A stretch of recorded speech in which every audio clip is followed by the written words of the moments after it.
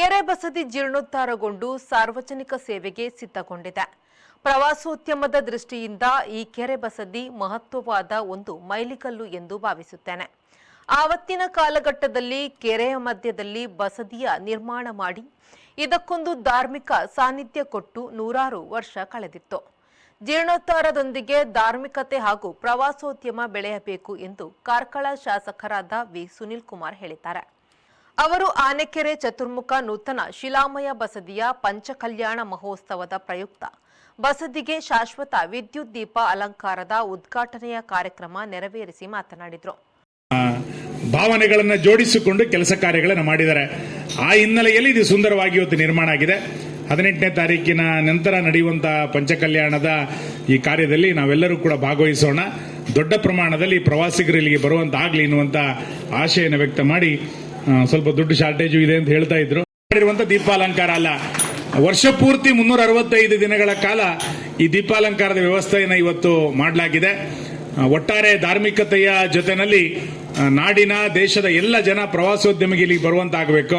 ನಾನು ಈ ಹಿಂದೆಯೂ ಕೂಡ ಉಲ್ಲೇಖ ಮಾಡಿದ್ದೆ, ಯಾವುದಾದ್ರೂ ಒಬ್ಬ ಪ್ರವಾಸಿಗ ಕಾರ್ಕಳಕ್ಕೆ ಬಂದ್ರೆ 2 ದಿನಗಳ ಕಾಲ ಕಾರ್ಕಳದಲ್ಲಿ ಓಡಾಡುವಷ್ಟರ ಮಟ್ಟಿಗೆ ಪ್ರವಾಸೋದ್ಯಮ ಕಾರ್ಕಳದಲ್ಲಿ ನಿರ್ಮಾಣ ಮಾಡಬೇಕು.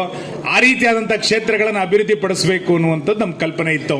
ನಂತರ ಮಾತನಾಡಿದ ಗೌರವ ಸಲಹೆಗಾರರಾದ ಎಂಕೆ ವಿಜಯಕುಮಾರ್ ಅವರು, 475 ವರ್ಷಗಳ ಹಿಂದಿನ ಚತುರ್ಮುಖ ಕೆರೆ ಬಸದಿಯು ಜೀರ್ಣೋದ್ಧಾರಗೊಂಡು ಮತ್ತೆ ಗತವೈಭವಕ್ಕೆ ಮರಳಲು ಸಿದ್ಧವಾಗಿದೆ. ಸಮಸ್ತ ಜೈನ ಸಮುದಾಯಕ್ಕೆ ಇದು ತುಂಬಾ ಹೆಮ್ಮೆಯ ವಿಷಯವಾಗಿದೆ ಎಂದರು. ಈ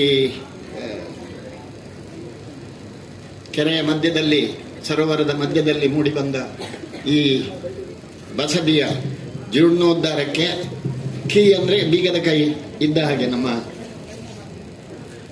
ಮುಡಾರು ಮಹಾವೀರ ಮತ್ತು ಅವರ ತಂಡ ಇಷ್ಟೆಲ್ಲ ಒಳ್ಳೆಯ ಕೆಲಸ ಮಾಡಲಿಕ್ಕೆ ಪೂರ್ಣ ಪ್ರಮಾಣದ ಪ್ರೇರಣೆ ಇಲ್ಲಿಯ ಮಠಾಧೀಶರಾದಂತಹ ಪೂಜ್ಯ ಲಲಿತಕೀರ್ತಿ ಸ್ವಾಮೀಜಿಯವರ ಆಶೀರ್ವಾದವೇ ಕಾರಣ ಅನ್ನೋದರಲ್ಲಿ ಏನು ಸಂಶಯ ಇಲ್ಲ.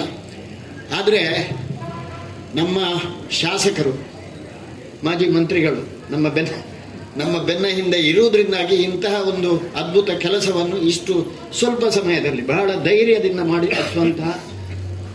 ಮಾಡಲಿಕ್ಕೆ ಕಾರಣ ಆಯಿತು ಅಂತ ಹೇಳಿ ನಾನು ಸಮಾಜದ ಕಡೆಯಿಂದ ಅವರಿಗೆ ನಮ್ಮೆಲ್ಲರ ಕೃತಜ್ಞತೆಯನ್ನು ಅರ್ಪಿಸಲಿಕ್ಕೆ, ಇದೆಲ್ಲವನ್ನು ಕೊಟ್ಟದ್ರಿಂದ ಈ ರೀತಿಯ ಒಂದು ಸಾರ್ಥಕ ಆಗಿದೆ.